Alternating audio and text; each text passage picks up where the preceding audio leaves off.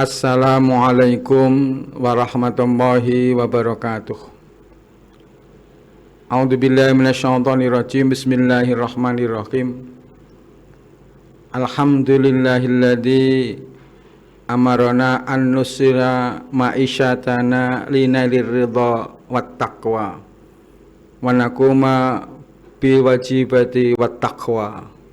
Asyhadu an la ilaha illallah wahdahu la syarikalah wa asyhadu anna Muhammadan abduhu wa rasuluh. Allahumma shalli wa sallim ala sayyidina Muhammad wa ala alihi wa ashabihi wa man tabi'ahum bi ihsanin ila yaumil qiyamah. Wa qala Allah ta'ala a'udzu billahi minasyaitonir rajim. Bismillahirrahmanirrahim. Wa minhum may yaqulu Rabbana atina fid dunya hasanah wa fil akhirati hasanah wa qina adzabannar. Wa kama qala Rasulullah sallallahu alaihi wasallam, Allahumma inni a'udzubika minal hammi wal hazan ila akhirih. Sadaqallahul adzim wa sadaqa rasul karim wa nahnu ala dzalika minasyaitin amma ba'd. Pertama dan utama, mari senantiasa kita aturkan rasa syukur kita kepada Allah Subhanahu wa ta'ala atas limpahan nikmatnya, sehingga sampai saat ini kita masih diperkenankan menghirup udara, menikmati apa yang Allah berikan dengan sebaik-baiknya, dengan setulus-tulusnya, dengan sebahagia-bahagianya. Bersolawat dan salam semoga tercurah kepada baginda Nabi besar Muhammad sallallahu alaihi wasallam. Hadirin rahimakumullah, para pemirsa dimanapun berada. Salah satu ayat dan bagiannya senantiasa kita baca bagi umat Islam, bahkan anak-anak pun sudah hafal, yaitu yang terdapat dalam surah Al-Baqarah ayat 201, yang merupakan bagian atau kelanjutan dari ayat 200. Tentunya demikian. Kita langsung sampaikan. Allah berfirman ayat 201, wa minhum may yaqulu Rabbana atina fid dunya hasanah wa fil akhirati hasanah wa qina adzabannar.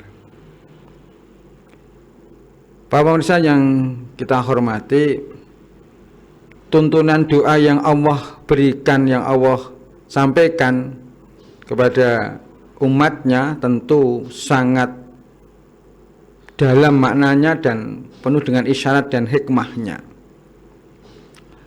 Ketika ayat yang ke-200 Allah menyampaikan fakta daripada masyarakat Arab ketika itu pasca ibadah haji, sebagian besarnya, walaupun disebut dengan sebagian, wa minan nasi may yaqulu rabbana atina fid dunya wa ma lahu fil akhirati min khalaq. Mereka meminta kebaikannya, lupa hanya terbatas pada kebaikan di dunia, dan lupa kebaikan yang tentu lebih esensial, lebih hakiki, yaitu kebahagiaan di akhirat. Dan fakta memang ketika kita muslimin-muslimat itu berangkat haji, demikian banyak titipan-titipan doa itu rata-rata berkaitan dengan urusan-urusan dunia agar berhasil, agar sukses. Intinya lebih kecenderungan mikir dunia. Kalau demikian maka Allah sampaikan bahwa selanjutnya di akhirat dia tidak mendapat bagian. Wa fil akhirati min khalaq. Maka diteruskan aja yang ke-201, dan sebagiannya pula inilah yang senantiasa Allah tekankan doa kita, yang disebut dengan, menurut kita sering menyebut doa sapu jagat, tapi masih kurang lengkap kalau saya menyebut sapu jagat dan sapu akhirat, karena ada akhiratnya pula, jangan keliru. Kita bicara jagat mesti dunia gitu. Minhum may yaqulu rabbana atina fid dunya hasanah wa fil akhirati hasanah wa qina adzabannar.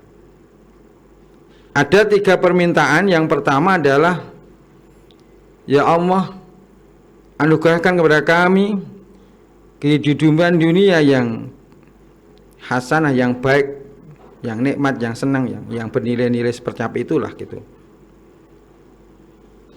Wafil akhirati hasanah, dan juga memohon akhirat itu yang baik pula, ditambah waqina adzabannar. Ada kesan setelah kita membaca ayat ini 3 permintaan. 1 permintaan untuk urusan dunia, 1 lagi urusan agar kita akhirat bahagia, 1 lagi urusan dijauhkan dari neraka. 3 ini kalau kita kelompokkan, maka sebenarnya problematika dunia dibanding dengan problematika akhirat, permohonannya itu hanya 1/3. Maka di ayat yang lain Allah juga menyampaikan, a'udzubillahi minasyaitonir rajim, bismillahirrahmanirrahim, man kana yuridu kharsal akhirah nazid lahu fi kharsihi wa man kana yuridu kharsad dunya nu'tihi minha wa ma lahu fil akhirati min khalaq. Itu dalam surah Asy-Syura ayat ke-20.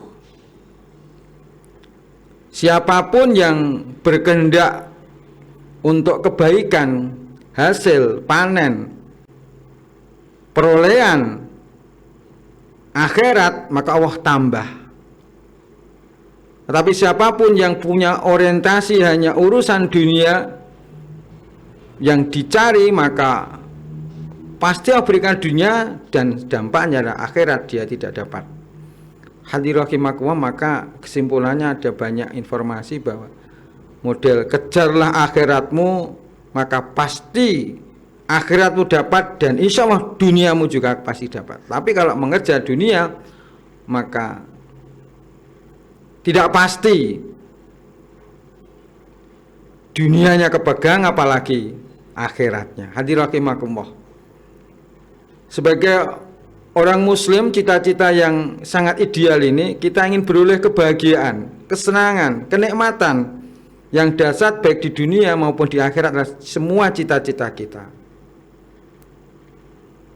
Bahkan kalau kita melihat atau mendengar firman ayat yang lain, bahwa adanya akhirat itu karena adanya dunia, maka dunia harus diorientasikan untuk akhirat. Di saat kita sedang mengejar dunia, berpikirlah, karena tujuan manusia hidup di dunia oleh Allah Ta'ala, wa ma khalaqtul jinna wal insa illa liya'budun. Kami atau saya, Allah Ta'ala, tidak menciptakan manusia dan jin kecuali satu orientasi, satu tujuannya, itu untuk ibadah. Hadirin rahimakumullah, memang banyak ukuran-ukuran yang dimaknai bahagia. Kalau kita melihat informasi yang aktual, banyak survei misalkan, karena itu ukuran manusia. Kita pernah membaca indeks provinsi Indonesia yang paling bahagia. Itu ternyata tidak di daerah itu, Yogyakarta. Ternyata ada di Maluku Utara. Ada penelitian juga indeks negara yang tertinggi tingkat kebahagiaannya ternyata bukan di Indonesia, di Finlandia. Terlepas debat silahkan, karena memang bolehlah menentukan, waktu subjektivitas. Kita pun boleh menentukan kalau misalkan dikaji, ternyata orang Kulon Progo lebih berbahagia daripada yang lain. Ya tinggal kita membuat ukuran-ukurannya sendiri yang kemudian hasilnya untuk ya kepentingan kita. Tapi kalau kita mengikuti aturan-aturan yang Allah berikan, maka sesungguhnya kebahagiaan ini banyak sekali yang nanti bisa dikaji bagaimana menurut Allah Ta'ala yang sesuai dengan kehidupan yang berbahagia. Hadirin muslimin muslimat yang berbahagia, bahwa secara hukum memang bahagia itu wajib, senang itu wajib. Sebaliknya maka orang susah, orang tidak bahagia itu bukan orientasi kita, dapat bisa terjerumus kepada sesuatu yang haram begitu. Karena di sisi lain Allah berfirman, la takhaf wala tahzan innallaha ma'ana. Jangan sedih, jangan susah, sungguhnya Allah bersama dengan kami, bersama dengan kita. Hadirin rahimakumullah, kalau sudah dikatakan bahwa Allah bersama kita, apa atau yang tidak dimiliki Allah? Siapa yang di dunia ini lebih kuasa pada Allah Ta'ala? Semua atas kuasa Allah Ta'ala. Maka kita tenang. Kalaupun toh pada saat kehidupan kita di dunia barangkali mungkin kalau kita melihat yang disebut bahagia itu misalkan identik dengan orang kaya, ada yang mengatakan seperti itu. Misalkan ada yang mengatakan orang bahagia itu identik dengan karena jabatannya yang tinggi. Misalkan ada yang mengatakan orang yang bahagia itu identik dengan orang yang sehat misalkan. Tidak selamanya pun demikian. Karena ukuran kebahagiaan itu sesungguhnya di dalam hati. Dimana ketika kita mampu menerima dengan qanaah, dengan bersyukur kepada Allah Ta'ala, karena kehidupan kita progres ke depan ini tidak tanpa kendali di Allah Ta'ala, tapi semua dalam kendalinya. Maka dalam ayat yang lain Allah juga menyampaikan peringatan kepada kita, fa'asa antakrau syai'a fahuwa khairul lakum wa asa antuhibbu syai'a fahuwa syarrul lakum.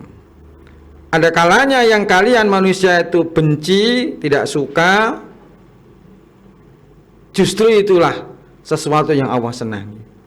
Tapi ada kalanya yang kalian suka, senangi, tapi oleh Allah Ta'ala tidak disenangi atau dibenci. Muslimin muslimat rahimakumullah, inilah yang kita mestinya seimbang.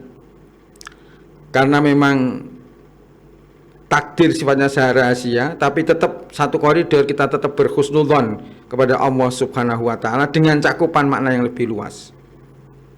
Contoh, misalkan kemarin ada peristiwa Covid. Kita semua tidak suka dengan peristiwa Covid itu. Tapi ketika kita berpikir positive thinking, betapa dengan Covid, bahkan ada saudara kita yang peningkatan kekayaannya lebih tajam, walaupun tidak banyak. Bahkan saudara kita bisa menikmati jualan masker. Maaf, bahkan saudara kita bisa menikmati karena bangsa rumah sakit penuh. Itu tidak jadi orientasi. Tapi kalau kita berpikir positif, maka enak hati itu. Tidak kemudian berpikir yang negatif, sehingga dari pikiran-pikiran negatif kemudian kita justru hati kita menjadi tidak bahagia. Nikmati yang Allah berikan, nikmati yang Allah kasih kepada kita dengan tetap berhusnudzon. Inilah yang terbaik menurut Allah dan menurut kita tentunya, karena menurut Allah SWT demikian. Ada sebuah peristiwa ketika seorang sahabat itu di depan masjid dengan kondisi yang sedang galau. Kemudian sahabat itu mendekati kepada Rasulullah dan sowan Rasulullah dan memohon kepada Rasulullah, ya Rasulullah, saya ini sedang galau ya Rasulullah, mohon untuk diberikan satu resep agar galau ini hilang. Kemudian Rasulullah memberikan resepnya dengan nuntun doanya, dan doa ini yang senantiasa kita ucapkan, mudah-mudahan demikian. Ada 8 penyakit yang merupakan pintu gerbang tidak bahagia. Sebenarnya doa tadi sampai Rasulullah sendiri dengan melafalkan a'udzubillahi minasyaitonir rajim, bismillahirrahmanirrahim, Allahumma inni a'udzubika minal hammi wal hazan, wa a'udzubika minal ajzi wal kasal, wa a'udzubika minal bukhli wal jubn, wa a'udzubika minal ghalabati dain wa qahrir rijal. Diberi tuntunan sahabat itu dengan senantiasa silahkan berdoa yang sebagaimana dicontohkan Nabi tadi, Rasul tadi contohkan. Bermunajatlah kepada Allah Ta'ala. Allahumma inni a'udzubika ya Allah, kami berlindung kepada Engkau ya Allah, minal hammi wal hazan, dari sikap sedih dan susah. Wa a'udzubika ajzi wal kasal, berlindung kepadamu ya Allah dari sifat lemah, ringkih, apes, wal kasal, dan sifat pemalas. Dan juga berlindung kepada Allah dari sifat wa'udzubika minal jubni wal hazan. Disampaikan kepada sahabat tadi, ya Allah, anugerah kami untuk bisa berlindung kepada sifat yang bakhil dan penakut, wal bukhli wal jubn. Wa'udzubika minal bukhli wal jubn. Yang terakhir, wa'udzubika min ghalabati dain wa qahrir rijal. Bermunajat kepada Allah Ta'ala untuk dilindungi dari sifat terlilit hutang, dan sehingga dikejar-kejar oleh orang lain, didolimi oleh orang lain, begitu disewenang oleh orang lain. 8 sifat ini yang merupakan pangkal daripada ketidakbahagiaan. Yang jelas yang pertama adalah sifat sedih dan susah. Mari bersama, sebagaimana tadi ayat depan kita sampaikan, la takhaf wala tahzan innallaha ma'ana. Jangan sedih dan jangan susah, sesungguhnya Allah bersama kita. Para pemirsa hadirin rahimakumullah dimanapun berada yang dimuliakan Allah Subhanahu wa ta'ala. Kita hidup di dunia ini tidak atas kemauan sendiri. Kita hidup dunia atas ketentuan takdir program dari Allah Subhanahu wa ta'ala. Dari awal hingga akhir. Biasanya yang dipersoalkan misalkan rezeki, yang menurut kita kadang-kadang tidak jelas. Rezekinya itu di mana? Betul, tetapi sesungguhnya Allah telah sampaikan bahwa persoalan rezeki dan persoalan Allah Subhanahu wa ta'ala, persoalan kita adalah bagaimana beribadah dengan baik. Jadi kalau kita bekerja sesungguhnya bukan untuk menambah rezeki, bukan. Ibadah itu semata-mata bekerja itu semata-mata untuk bagian dari cara beribadah kita kepada Allah Subhanahu wa ta'ala. Kalaupun dapat rezeki pun syukuri, kalaupun belum dapat rezeki pun syukuri juga, karena semua atas ketentuan Allah Subhanahu wa ta'ala. Wa fi rizqikum fis sama'i ma tu'adun, begitu. Dan di dalam rezeki kalian itu yang sesungguhnya Allah janjikan di langit. Jadi sebenarnya kalau kita misalkan galau, risau dengan persoalan rezeki misalkan, tidak tepat, karena Allah Subhanahu wa ta'ala bahkan sebelum kita lahir sudah disiapkan gitu. Jadi kalau bahasa selera saya itu rezeki dengan manusia itu lebih duluan rezekinya. Bayi lahir menika kalih susunipun langkung rumiyin susune daripada bayine. Susune wis ana, bayine bahkan kadang urung lahir gitu. Alhamdulillah wis lahir. Jadi ini ilustrasi. Bahkan di dalam hadis di kitab hadis Arba'in, hadis yang keempat, ketika manusia sudah berumur 120 hari, 40 hari manusia berwujud alaqah. Maaf, 40 hari pertama berwujud nutfah, sperma maupun sel telur berkumpul nutfah. Kemudian alaqah segumpal darah 40 hari, dan kemudian mudghah segumpal daging 40 hari, genap 120 hari. Allah perintahkan malaikat, wahai malaikat, tiupkan ruhnya kepada calon manusia itu, dan kemudian catatkan rezekinya, catat jodohnya, catat matinya. Begitu dalam hadis Arba'in, kalau nggak salah hadis yang keempat Allah sampaikan dalam hadis qudsi, begitu demikian. Maka kalau kita memahami mana demikian, insya Allah kita tidak usah susah-susah, tidak usah khawatir. Masa depan ini sudah ditentukan oleh Allah SWT. Tugas kita beribadah, berdoa. Takdir dan doa itu sama kuatnya. Ketika kita sedang terhenti, kita bermunajat kepada Allah Ta'ala, semoga Allah SWT berikan takdir yang terbaik. Allahumma inni a'udzubika min taf'il bala wa tarkis saqa wa su'il qada wa syamatatil a'da. Disitulah kita bermohon kepada Allah Ta'ala semoga dihindarkan dari wasu'il qada, takdir yang jelek.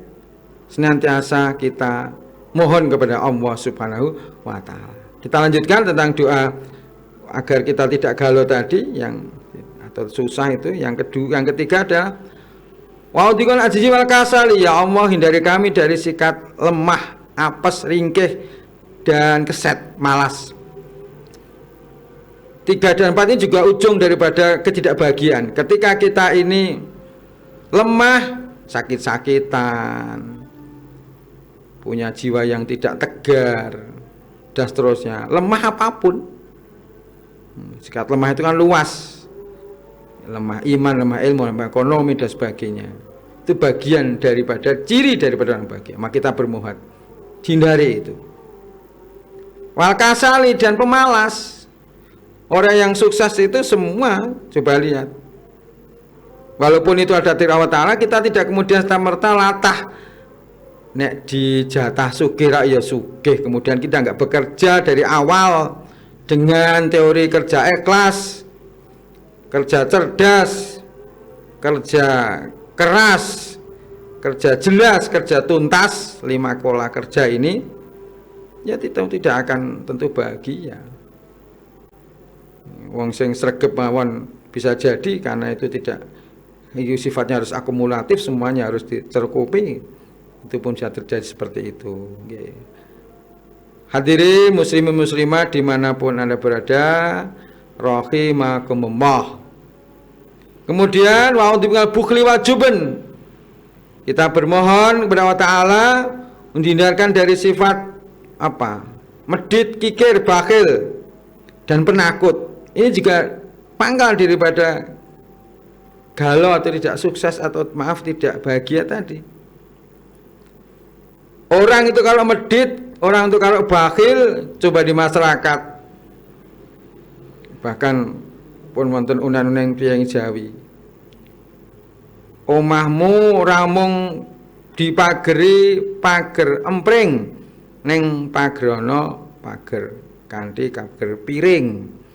Omahmu ora mung dipageri karo pager tembok, neng pagerono kanthi pager mangkok. Ini ilustrasinya. Bahkan orang yang apa pelit itu menjadikan terbatas sekali serawungnya, tidak terkenal. Bahkan di masyarakat ini, bahkan sampai sekarang, bahkan ini penting.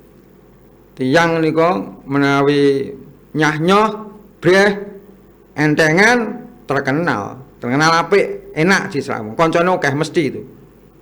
Nggih, koncone akeh. Nek wong medit ya, koncone ya sang sak level sing medit-medit itu. Itu akan susah. Kemudian kalau di akhirnya ternyata itu tetap dipertahankan. Kadang kayak seloroh itu, yang medit itu mungkin nek bodoh nu ketok. Jajanannya memang larang, mete, tapi dibungkus nggo lodong gede, cangkeme lodong cilik. Anak kula niku paut wae, tangane mlebu rasa, karena kecilian cangkeme lodong gede. Sing luwih tragis iku meneh sakniki wonten modele tulisane iki mondi. Nggih, bleke utawa botol tulisane mondi utawa hongkuan. Tapi jerone rengginang. ini seloroh-seloroh saja, tapi memang perintahnya begitu. Janganlah kita menjadi orang medit. Wajibun penakut juga demikian. Orang penakut itu wah, susahnya bukan main. Nggih. Diajak tindak Jakarta, budaya tidak Jakarta, nek pesawat moh, wingi ana kabar pesawat iki amblek tiba napa. Wis saiki numpak napa kereta mboten nganjlok iki ya do mati adah nika. Numpak bis mawon budhe mboten tabrukan nika. Pak Prawu kerem nika ngono. Akhire nang omah wonge. Enggak pergi kemana mana ning omah ning malah ana tirisan kena angin tiba ngebleki wonge niku njur mati. Ini seloroh juga ya. Ya, begitu. Orang itu kalau juben penakut ya begitu. Hanya cilik ati susah mawon anane niku. Wa udika min ghalabati dain termasuk mohon maaf ini. Ya, terlilit utang.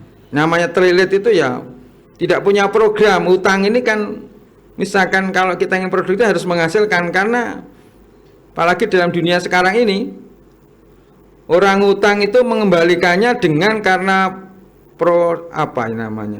persoalan inflasi rupiah ini tidak ada.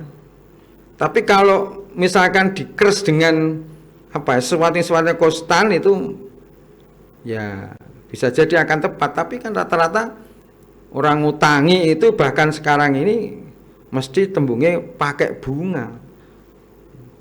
Jadi kalau ada orang hutang 1 juta, rata-rata pengirim bank mesti tambah karena nilainya yang berubah. Padahal tidak selamanya berubah sih memang. Ya. Cuma iklannya kebaca setuju. Nah kalau kemudian kita bisa memutar itu, utang itu menjadi bagus. Tapi kalau tidak bisa muter utang dengan produktif ya akan rekoso.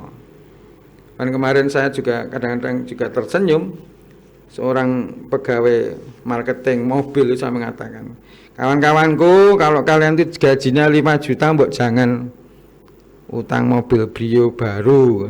Ini kemudian kalian akan susah. Nah tentunya ada ilmunya kalau gaji sekian. Dan yang penting begini, uang utang itu nanti mengembalikan, utang itu nanti akan nyaur ya, kita olah utang itu juga bernilai produktif.